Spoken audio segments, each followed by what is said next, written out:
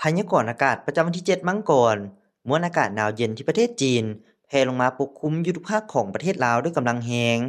สมทบกับกระแสลมตะวันออกเฉียงเหนือพัดปกคลุมซึ่งเฮ็ดให้อากาศเย็นหาหนาวเย็นอยู่ในแต่ละภาคและอากาศหนาวเย็นหลายอยู่บรรดาแขวงภาคเหนือแขวงไซสมบูรณ์และเขตภูเพียงบ่อละเวนพอมีหมอกหนาปกคลุมอยู่ทั่วไปในตอนเช้าและจะมีฝนตกในระดับคอยและมีลมพัดแรงอยู่บางท้องถิ่นภาคเหนือด้านตะวันออก อากาศหนาวเย็นหาหนาวเย็นหลายพอมีหมอกหนาปกคลุมอยู่ทั่วไปและมีฝนตกในระดับคอยอยู่บางท้องถิ่นพอมีลมพัดแรงเป็นบางโอกาสเนื้อที่การปกคลุมของฝนกับ15ส่วนห้อย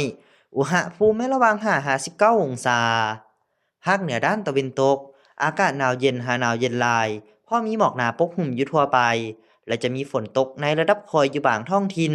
พอมีลมพัดแรงเป็นบางโอกาสเนื้อที่การปกคลุมของฝนกับ10ส่วนห้อย อุณหภูมิระหว่าง9-29องศาที่นครหลวงเวียงจันทน์อากาศเย็นหาหนาวเย็นในตอนกลางคืนหาตอนเช้าพอมีหมอกบางปกคลุมอยู่ทั่วไปและจะมีลมพัดแรงอยู่บางท้องถิ่นอุณหภูมิระหว่าง14-29องศาภาคกลางอากาศเย็นหาหนาวเย็นอยู่ทั่วไปพอมีหมอกหนาปกคลุมในตอนกลางคืนหาตอนเช้าและมีลมพัดแรงอยู่บางท้องถิ่นอุณหภูมิระหว่าง14-28องศา สำหรับแขวงไซสมบูรณ์อากาศหนาวเย็นหาหนาวเย็นหลายพอมีหมอกหนาปกคลุมอยู่ทั่วไปในตอนเช้าและมีลมพัดแรงอยู่บางบริเวณอุณหภูมิระหว่าง6-27องศาภาคใต้อากาศเย็นหาหนาวเย็นในตอนกลางคืนหาตอนเช้าพอมีหมอกบางปกคลุมอยู่ทั่วไปและมีลมพัดแรงอยู่บางท้องถิ่นอุณหภูมิระหว่าง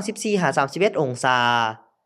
สำหรับเขตภูเพียงบ่อละเวนอากาศหนาวเย็นหาหนาวเย็นหลาย พอมีหมอกหนาปกคลุมอยู่ทั่วไปและมีลมพัดแรงเป็นบางโอกาสอยู่บางบริเวณอุณหภูมิระหว่าง5-21องศา